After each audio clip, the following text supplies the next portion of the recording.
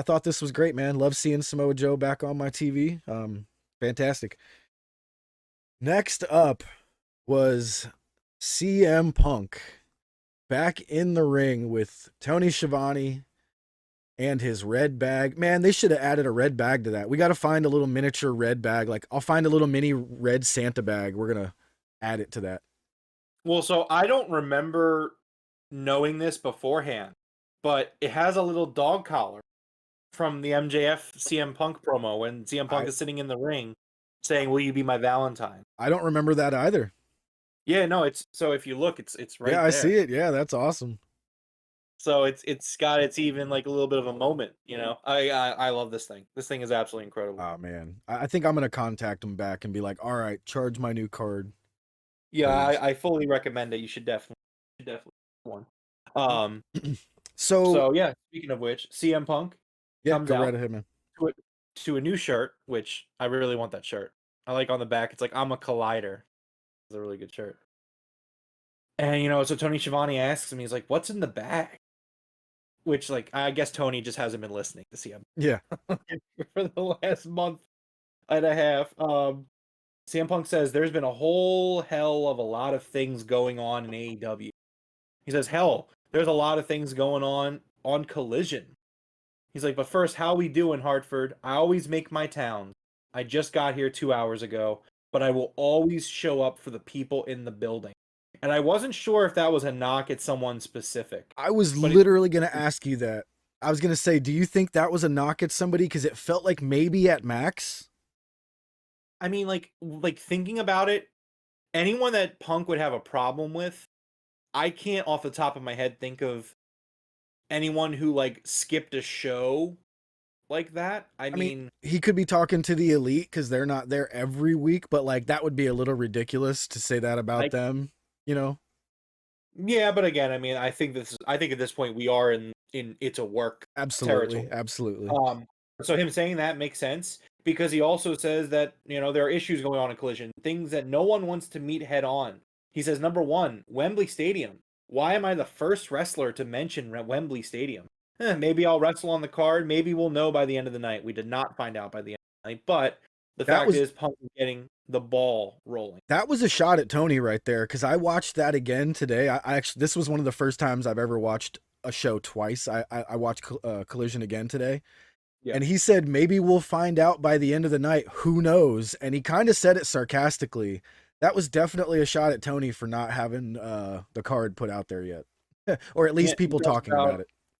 right. He talks about Ricky. He's like, "Ricky, you beat me twice. I'm disappointed in you on the first one, and I'm not mad for myself, but I'm pissed off for Darby. You're just a cheater. You had to cheat both weeks to win." Yep. And CM Punk says, which leads me to my third thing. What's in the bag? Well, I've been left holding it.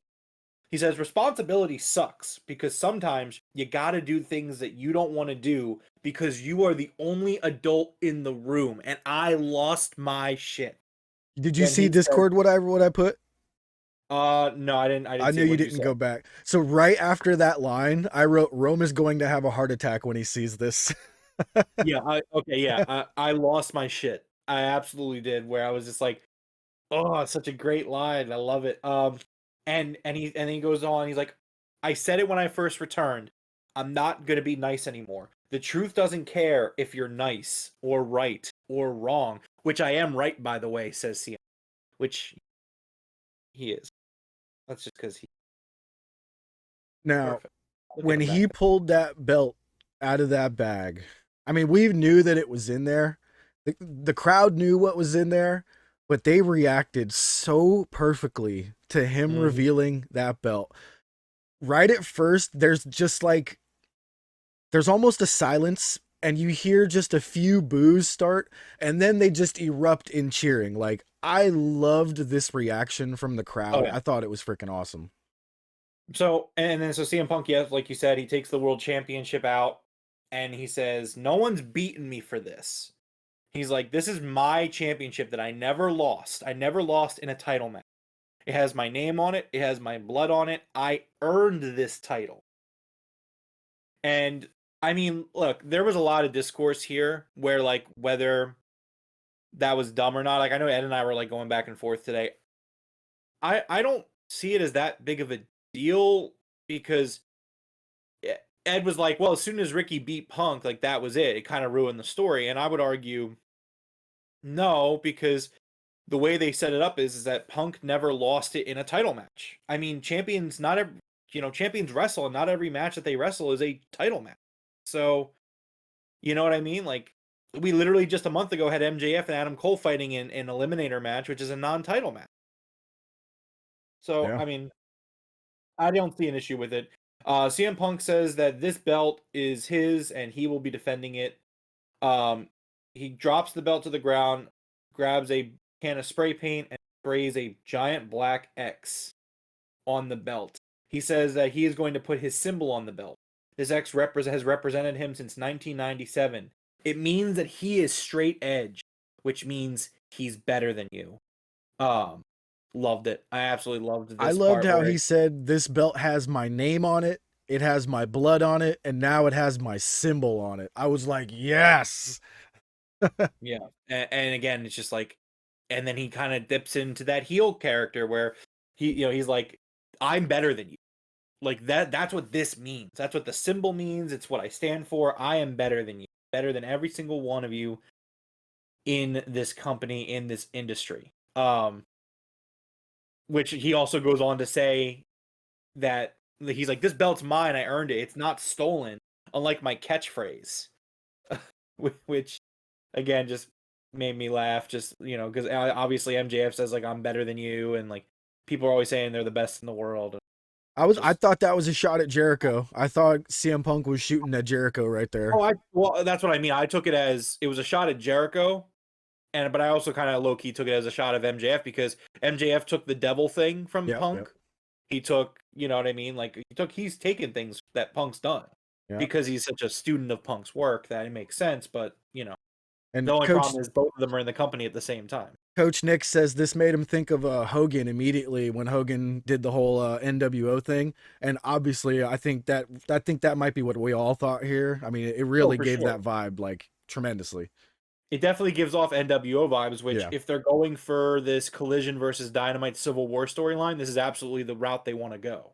So, bro. What if we get like a little CM Punk faction of like who's with me? You know what I mean? And MJF is obviously turning face right now. You know, we'll get to that later, but what if it's like who's with me? Who's with me? You know, with the two belts. I'm okay with that. yeah, no, I think that is going to be the plan is going to be for Collision to be a Punk faction in and of itself. Like you're going to Yeah, see it where these guys like the seeds are being planted if you're paying attention. Like there are little teases here and there that just like Punk has clearly respected every single person on the Collision roster, and he's you know what I mean. Like he's always plugging the show, which I know it's his show, but it just seems like he's so yeah, invested in everything that's going on from 8 p.m. Eastern to 10 p.m. Eastern. He is so invested in everything that's going on. Like it's just kind of hard not to assume that that's going to be the case. yeah. Whatever Um, they do, I got faith it's gonna be good because I mean it's obvious they have a plan. So yeah. So Ricky comes out before his entrance, which it made me laugh. I thought this was funny. Where he's like, "Hold on, wait a second." I was Like, confused. I was like, what just happened? Ricky was trying to be funny, and it made me laugh, so it worked. Yeah, he But was so like, hold Ricky on, comes out. pretend you guys didn't see me real quick. And he goes to the back, and the commentators acted like they had never seen him. They were like, oh my God, it's Ricky Starks. Dude, I Oh yeah, lost that was it. Nigel is so fucking funny. Nigel is so funny. Yeah, and just having Nigel as like the heel comment is so good. Um, so Ricky comes out and he says that the belt should be his, and I really liked this point because that is Ricky, who is he's a top guy on Collision. Like that's just what it is. He's in Yeah, the main event most weeks. That's Ricky establishing. Now Ricky doesn't come out there and blow Punk off in that regards. He says, "Oh, that's your title. I want that title," which instantly kind of helps the value of the title. yeah, That like, okay, like yes, this is a who's the real champion storyline. But if you have the Collision guys look at it and they're all in on it, pun intended, um, then that's going to raise both belts. So when you do this unification, it's going to be something. yeah. Um, We got and I David think that Durham in chat saying, muh, muh. I was hoping he was going to end that with mid. I thought he was going, muh, muh, muh, mid. I'm know what's going on there. Is he sleeping? He's He might be sleeping. bashing the forehead on the keyboard or something. What's up, David? Continuing on, so Ricky comes out. Ricky says, "I'm the real world champion. I'm also the face of Collision." And CM Punk says, "You're just a cheater, dude." And he sounds like he says it sounds like Ricky wants a title shot.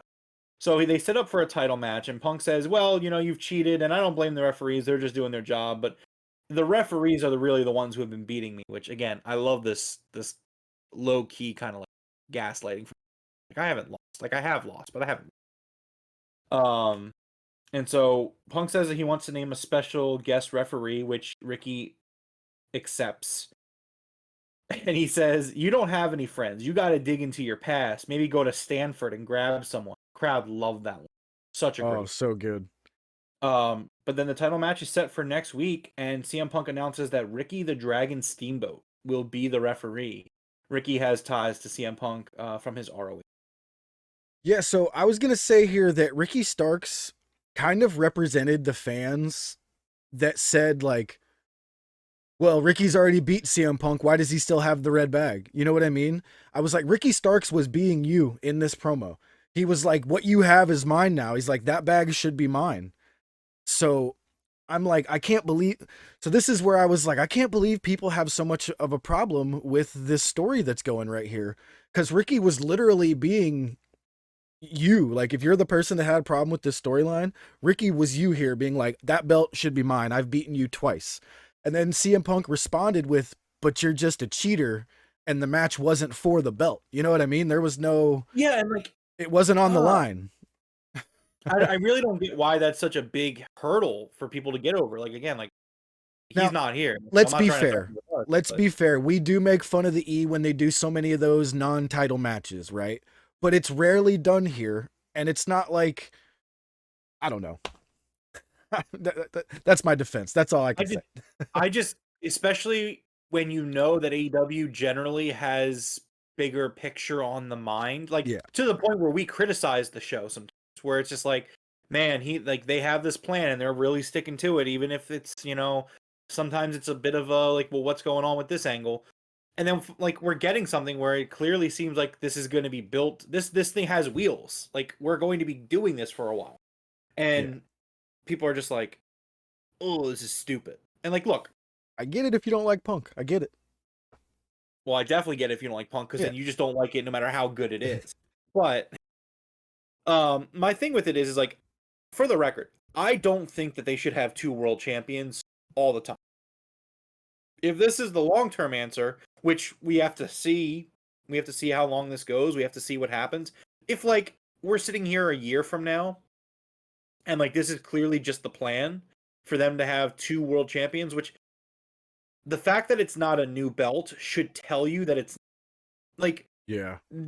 did they really like, you think that they were sitting around like, okay, like especially with this TV deal coming up and the presentation that Collision has, you think that they were like, what if we just take the belt we have and just spray paint on it, and this is the new belt on Collision forever? And it's just like, I feel like they would probably just come up with a brand new belt. I also love how the name of the championship is the Real World Championship. Yeah, it's like, that's great. Like they didn't name it something that sounds really official. They didn't name it like, I don't know, the AEW King Champion. I don't fucking Yeah. like, they didn't name it something that like would make you think it's another world title. Like it just sounds ridiculous. Like CM Punk's like, I'm the Real World Champion. The AEW like, Galaxy Championship. I was gonna make that joke, but I decided not to. But yeah, again, I think that like I understand the trepidation of being like, I don't want two world championships on AEW television. Yeah. Totally get that. I don't disagree with you. But if you're sitting here and you're just kind of shitting on it without even knowing, like, without even assuming or giving the benefit of the doubt that we're going to go somewhere with this, like, well, I think will you're just say, you're a bad faith. I will say I am slightly nervous that, Warner has been stepping in a little bit with, their list of stuff they don't want, and stuff like that. So I am slightly nervous that they've seen what the E has done with Raw having its own belt and SmackDown having its own belt, and then being like, look, we might want our own belt on Collision and our own belt on Dynamite. I am slightly nervous of that, but I have faith that if they're forced to do something like that, that they'll one, do it well, and two, I don't know what two would be, but you know. So, so my counterpoint to that is once again, okay, well then why wasn't there a new title created? If Warner Brothers said to Tony Khan, "Hey Tony, we need both shows to have world titles to give the champions something to do."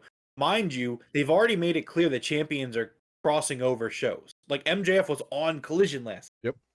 He was there. He's been on Collision for like 3 of the 7 weeks or whatever, or 4 of the 7 weeks. Mm-hmm. Like it's not like the world champion of Dynamite or of AEW, excuse me, is not there, and it's so it's nonsensical.